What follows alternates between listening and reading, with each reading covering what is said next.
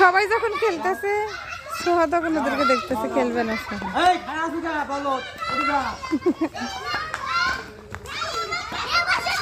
আমার মেয়েটাকেও ধাক্কাতে ফেলে দিও না গো।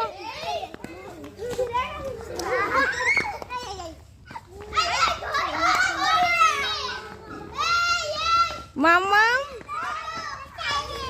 এই তালি দাও, মিষ্টি তালি দাও।